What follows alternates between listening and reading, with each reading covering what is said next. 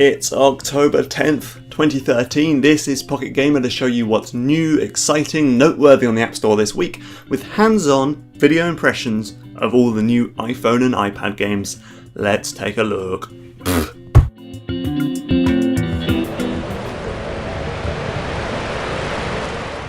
Type Rider is a jolly jaunt through the history of the written word, and offers up simple night sky or limbo style physics conundrums while you learn about Johannes Gutenberg and cuneiform script.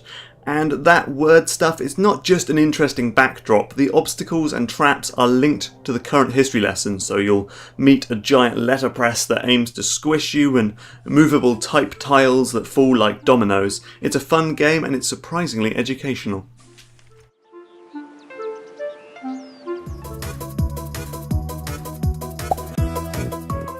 Clever puzzler Ring Run Circus stars a tiny acrobat named Nina who roller skates around in giant floating rings. If you hold the left side of the screen, Nina will run on the outside of the circles, which also lets her transition between rings. You can also jump, get speed boosts, and eventually unlock other characters. It's well presented, it's filled with content, and it just goes to show that there are still innovative ways to reimagine the platformer for touchscreen devices. If you fancy something fresh then, check it out.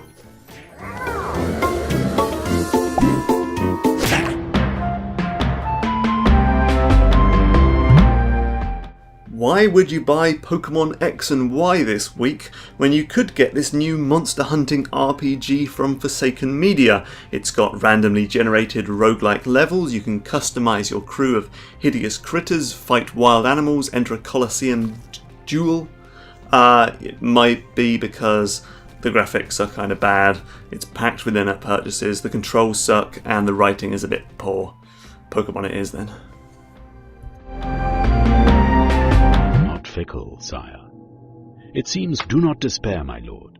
No. Empire from 100 Rogues creator Keith Bergen is like a patchwork quilt of various different strategy games. It has civilization-style city building, a lane-based battle system, a big deck of cards, and even some RPG elements for good measure. The game is also easy to pick up, though deep enough to keep strategy veterans occupied, and the idea is that it never gets slow and stodgy in the end game. You're constantly being attacked, for example, and you have to give up your cities when the land around them is ruined, meaning you're always on the move. If you're looking for the next big strategy game on mobile, this will do quite nicely.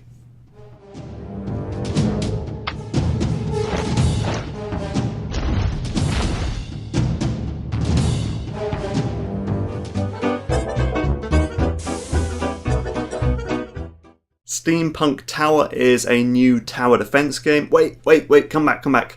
Not the kind of boring corridor of death situation.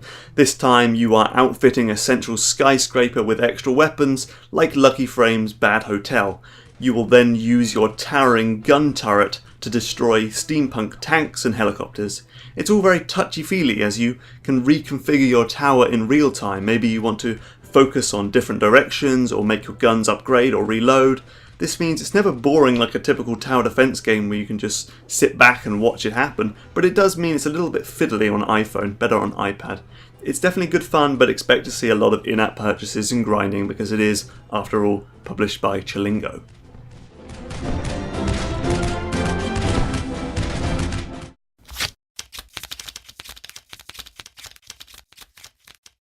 Kami, which is the new game from Loom creator State of Play, is not an incredibly original puzzle game.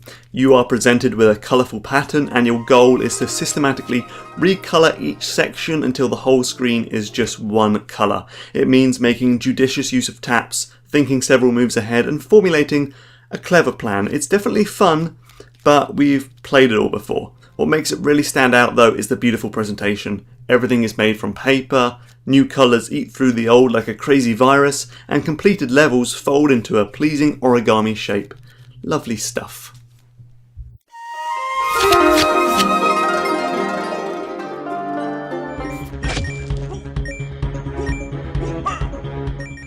Ravenous Games, of League of Evil and Random Heroes fame, is back with another pixel art run and gun, but this time around, Ravenous has taken inspiration from the likes of Kid Trip and Rayman Jungle Run and turned the whole thing into an auto runner. You're still leaping over pits, shooting zombies and doing wall jumps, you just don't have to worry about movement anymore, and you're still dying some pretty cheap and unfair deaths until you upgrade your character and guns. It's a fun little twist on the Ravenous formula, but do expect to suffer through some serious grinding here and there.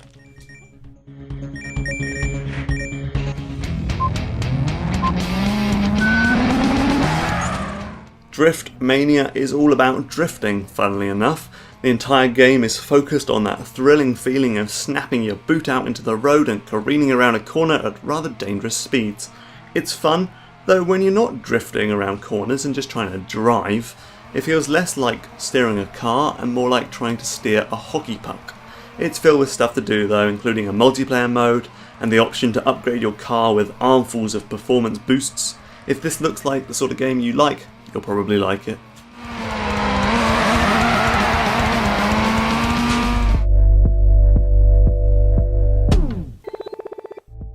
Like many games before it, Duet marries abstract shapes, an electronica soundtrack and hard-as-nails gameplay.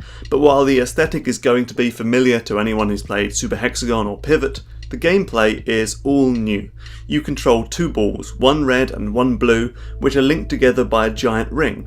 As they drift through the environment and come across obstacles, you've got to carefully rotate your duo, either left or right, to avoid immediate death. It's kind of an unnatural and oftentimes counterintuitive way to control a game, but that just makes it all the more satisfying when you finally figure it out, become one with the game and beat some of those difficult challenges. It's good fun.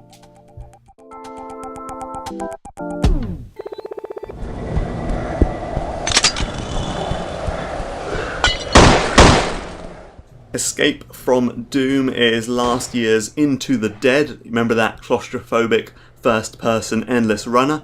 Now with an Egyptian theme, so you now dodge and shoot mummies instead of zombies, and your vision is impaired by a sandstorm rather than thick fog. It's not quite as finely engineered as Pickpock's game, and it just doesn't have that same super immersive sense of physicality and horror. So if you missed Into the Dead, I'd say just go get that instead.